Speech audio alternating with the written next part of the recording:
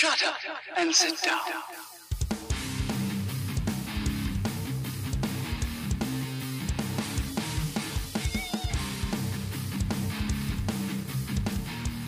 Happy 2023, you scallywags.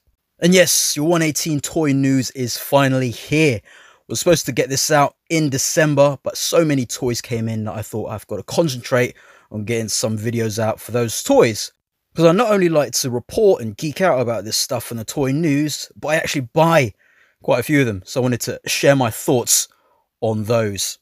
Just want to thank you all for the massive support in 2022. Hope you enjoyed your holidays. Let's crack on with 2023 and some 118 toy news. First up, let's see what's been going on with Toys Alliance. Looks like we'll be getting some new figures for the Annex 2179 range by Kit Lau, which includes these Egyptian stroke Asian inspired figures. The first we'll be looking at is Anubis. On certain busy evenings at the secretive speakeasy Bliss, you may notice the bartender personally welcoming a well-dressed dog-headed figure, who he escorts to the bar's exclusive VIP lounge, which, rumour has it, serves only the rarest and most exotic of liquors. Speak to the regulars and you'll hear that this is Anubis, and his whole life is a mystery. Although he is rumoured to be none other than Bliss's own behind-the-scenes boss, he's been investigated numerous times by the UD6, who believe him a key member of one or more underground gangs. But they never find anything, and in fact all the detectives sent to check on him eventually disappear, even the senior detective Blood's Bane. What secrets could Anubis be hiding? You'd best not find out. This is a cracking design by Kit Lau, and one I'm definitely looking forward to getting. Joining Anubis we have Rakshasa-Cyan Red. The Rakshasa are the mechanical doormen famous for guarding the secretive speakeasy bar, known only as Bliss.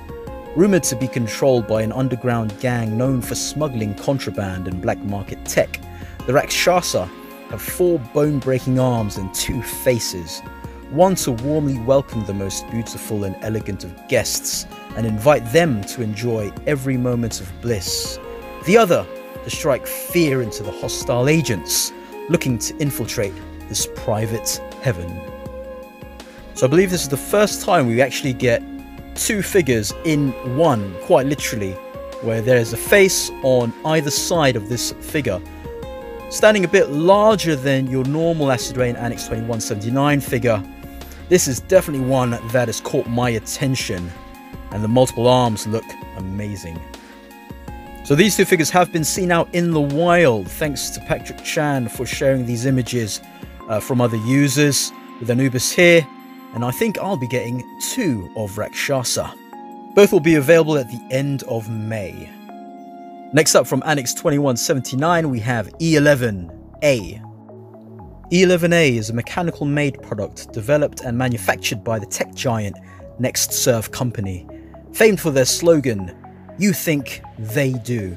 The E11A is Next Serve's most popular model, fully customizable for either a home or business environment. While many households have not yet been able to afford an E11A, usage is on the rise across the board. Many are already employed by companies and the wealthy, and NextServe expects market penetration to reach over 75% over the next half-decade. One of the major selling points of the E11A compared to other competing robots is that the E11A utilizes an advanced self-learning AI to help it master new skills quickly and adjust efficiently to its owner's needs. Despite its intelligent neural network, NextServe ensures its clients that all E11A models are 100% entirely subservient. With major Kusanagi vibes, this is looking like a very versatile army builder. A little bit cheeky as well. E11A junkheap version. The E11A is the world's most popular mechanical made product, expected to revolutionize the series industry over the course of the next decade. Yet only a very few are aware that not all E11As are made to serve. In reality, some break free of the rigid confines of their programming and develop full self-awareness. In these cases, NextServe does their best to cover up such incidents, surreptitiously disposing of the flawed models. Yet some E11A units do manage to escape the mandatory scrapping and recycling. Many of these junk heap runaways do their best to maintain a tricky balance, fight for equal treatment of mechanical AIs, while also keeping their true identities secret from the public, and especially from NextServe's employees, who are always on the hunt for missing models.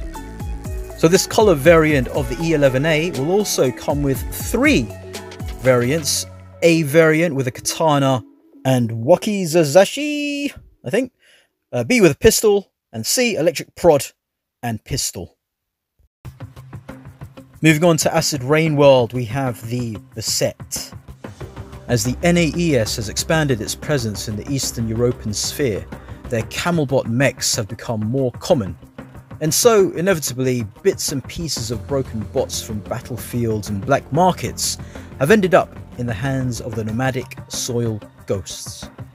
Notorious tinkerers and clever soil ghost engineers used what parts they had on hand to fix up jerry-rigged camelbots of their own, which they named the Beset, after an ancient goddess of home protection. The Beset's rudimentary patched up AI gives it the intelligence of a dog, one that is fiercely protective of and loyal to its owners. While they are too dumb and too scrappy to be used on the soil ghosts' front lines, the tribes who employ them have found that they can be excellent caretakers and guardians while the warriors are off battling or the hunters off hunting. Soil ghost children are particularly fond of the Besets, often decorating them with unique and colourful graffiti telling the stories of their tribe. But despite their colourful appearance, interlopers will find that they are more than capable of defending themselves and their charges.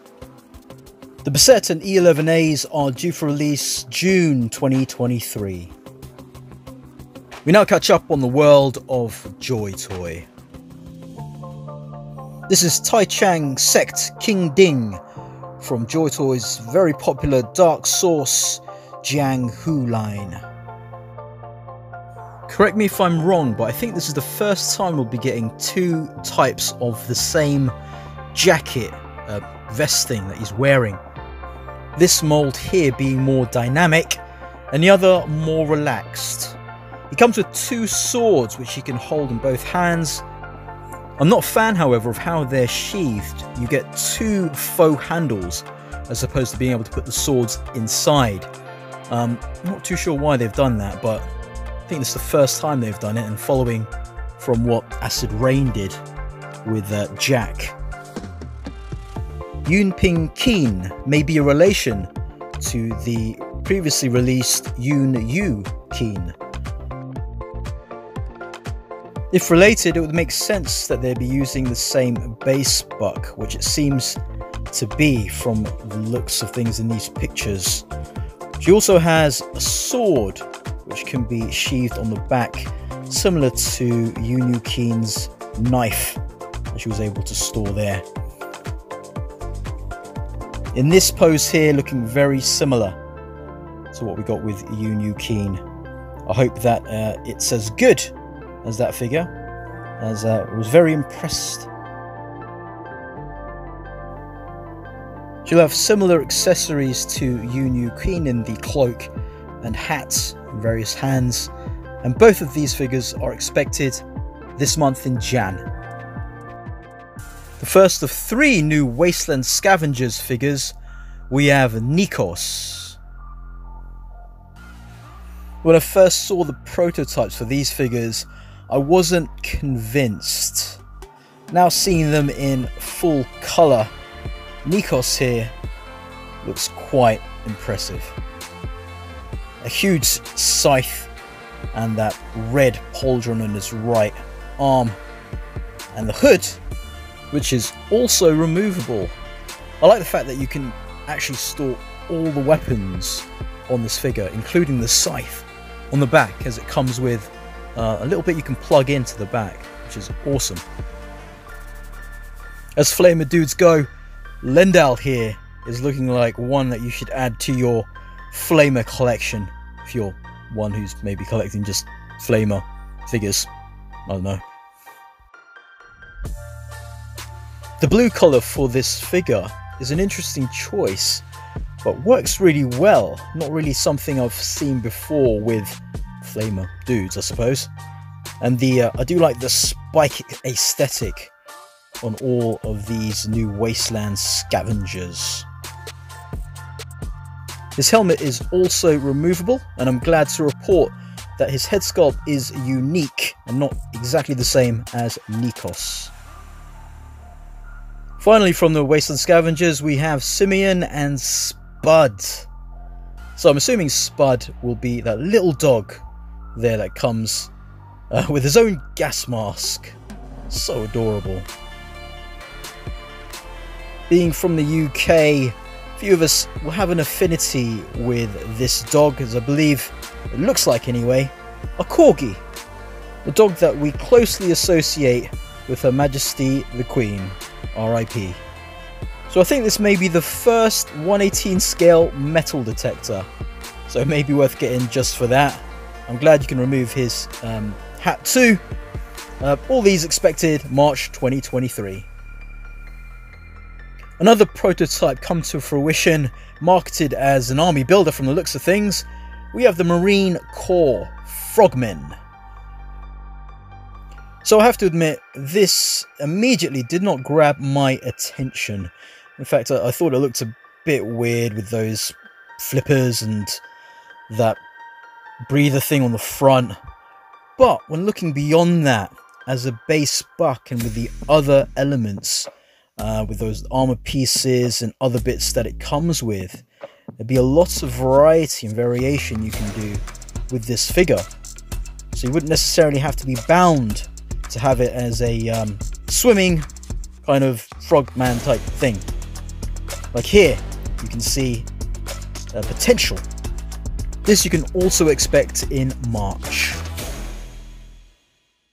So this next lot is the yearly Army Builder Promotion Pack. A set of 7 budget figures, mostly kitbashed from other releases.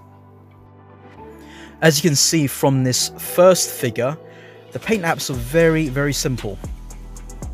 The parts here I think were from previous releases from last year. The upper torso has been used before, and that head sculpt also. As a release on its own, nothing really to shout home about, but there are a few bits here that you can definitely utilise, especially with customs, using that upper torso, maybe changing the head and using that gun. Figure 2 here has 2 standout elements from 2 very good figures. The first being Gregson's armour from last year's Dark Source, and the second being the Enforcer's helmet, which was a limited edition figure, but still available if you look in certain places. Altogether, I think this design I like better than figure 1. Again, would be good for customs or even army builders.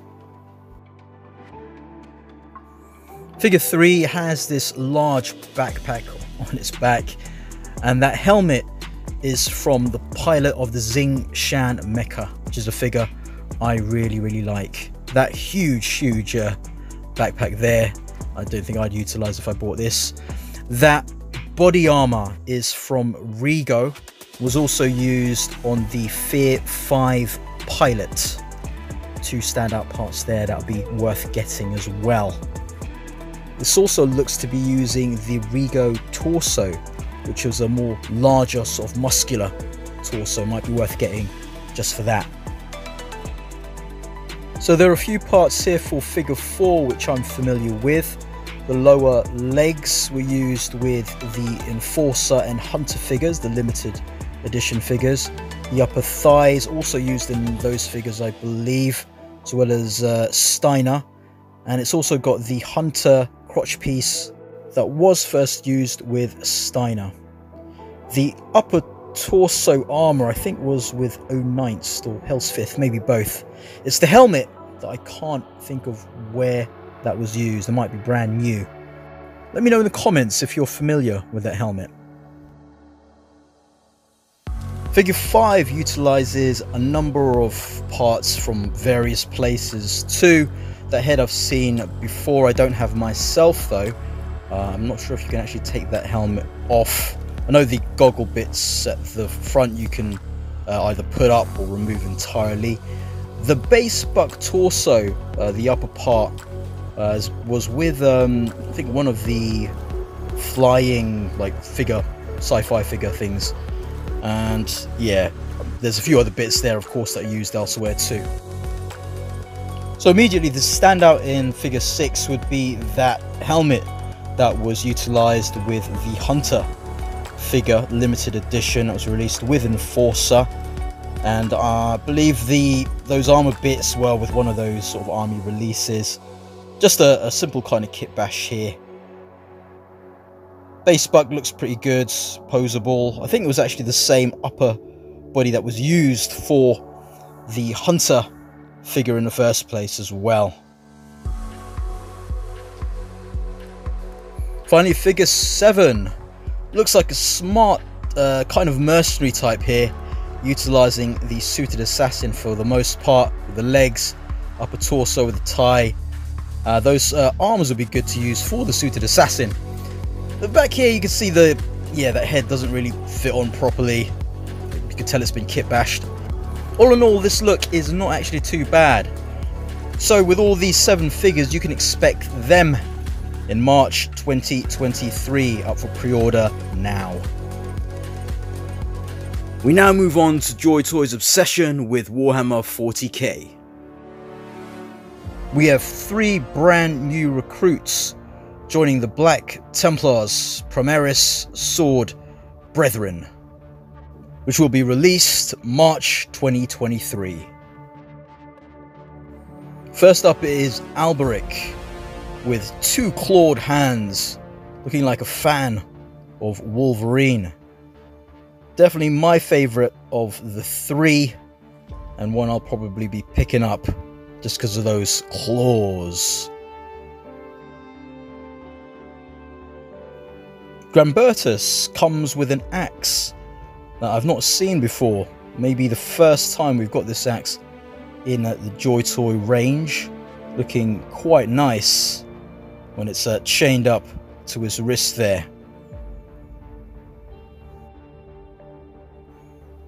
Compared to the other 2, Harmund looks a bit more plain. So he doesn't have a chain around his neck, and he's just utilizing the standard sort of Black Templars bolt, pistol, and the chain sword. All 3 must-haves for any Black Templars fan. Just because Joytoy didn't want the Ultramarines to be left out, we have Primaris Lieutenant Argaranthe. Now this just looks like the base body of Icastus, but with a different helmet and without that unhelmeted head. Otherwise looks the same from what I can remember. Easily one of my most anticipated from Warhammer 40k for this year. We have the Battle Sisters, Adepta Sororitas. This is Sister Ludwena. Just from her head sculpt, she looks to be the most innocent looking of the lot. I'm very curious how Joytoy will manage a female buck in their 40k line. Next up is Sister Jarell. Really like her weapon there with the piping, and obviously her head sculpt with that mask over the lower part of the face. Makes her look really intimidating. Although she does come with an additional helmet you can use too. This is Sister Superior Cassia, looking awesome with her sword. And I love the ability to be able to sheath a sword. Just all around looking pretty badass. So where Ludwena looked quite innocent, Sister Noyelle here looks like she's been through some stuff. Here we get a glimpse at the helmeted look. Each of these will come with an additional helmet, except for Sister Ceylon has the biggest of accessories to handle, almost like an entire figure in and of itself. These should be shipping at the end of Jan. Joining the Battle Sisters, but released in March, we have the Adeptus Custodes. Since their first tease, Joytoy have been working hard to make improvements on the initial prototypes. Loris Custodian, Osyr Archimaxes. So in the initial prototypes of the Custodes, the head sat a bit lower than the shoulders, so it looked a bit odd, which was a bit of an issue with the Grey Knight's Terminator Neodan with his unhelmeted head. But the initial prototypes here were quite bad, so I'm glad that they have made improvements.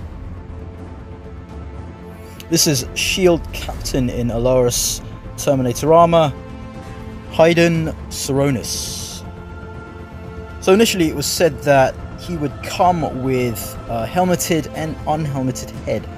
And then I heard that he wasn't going to be coming with a helmeted head, as the unhelmeted head would be too difficult to get out. As it stands, I'm not too sure whether or not he'll come with a helmeted head or not. From this image, it seems like we're not going to, but fingers crossed. Vexillus Praetor in Alaris Terminator armor, Phelam Tolguror. I'm not too sure about those names. I'm pretty sure Phelam is how you say film in Irish. So all three of these are looking great so far. I'm hoping, just like with the Grey Knights, in hand they'll look even better. But we'll have to wait out till March to find out for ourselves. Finally, we move on to some Xenos scum. And Joytoy are finally delivering us some Necrons. Definitely intended to be army builders. We'll have one single release and 3 double packs. First is the double pack of the Necrons Deathmark. Just with the simplicity of the base buck, I'm certain Joytoy will get the articulation right on their range of Necrons, as opposed to what we got with the McFarlane figures. And this kneeling down pose gives me hope. Fingers crossed.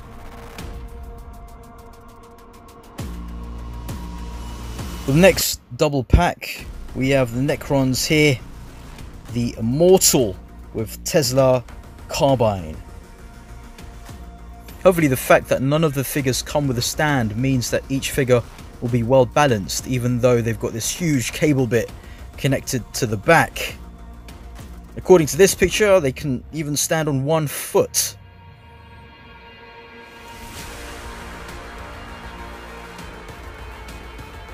This final double pack is Necrons Immortals with Gauss Blaster. If these do well as I'm expecting, I'm thinking that it'll open the doors for Joytoy to be able to introduce a whole load of other Xenos and more Necrons, of course. I just hope that they don't become items that will be difficult to get hold of once the initial release is sold out. So fingers crossed on that. Here to keep the Necrons in check is the single release Overlord. So this Cyber Skelly looking like he's pimped out a bit more than your average Necron.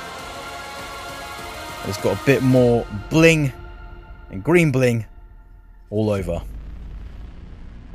If you're looking for more red in your chaos, we've got Crimson Slaughter due for release in March. The first of the three we have is Brother Carvolt. So all three Chaos Space Marines are basically kitbashes of the previous Chaos Terminators we've got. The good thing though is that they're at a more affordable price. Brother Magna here looks kind of small and stout, but I'm sure in hand he'll seem a lot bigger than your normal Space Marine, just like the Chaos Marines we got previously. If I pick up any of these, it'll probably be this Red Corsair's Exalted Champion, Gotor the Blade. So the axe we did get from Nargast, and I'm sure that the other pieces are from somewhere else too. Not entirely sure if this is on 2.0 body or just the same as the previous Chaos Space Marines. So that's it for now.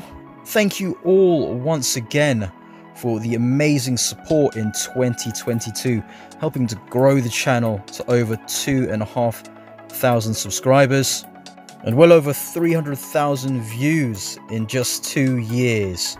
I'm greatly indebted to you all. Thank you so much. Anyway, like, comment and subscribe. More videos on the way, of course. Keep your eyes and ears peeled, and I'll skell you later.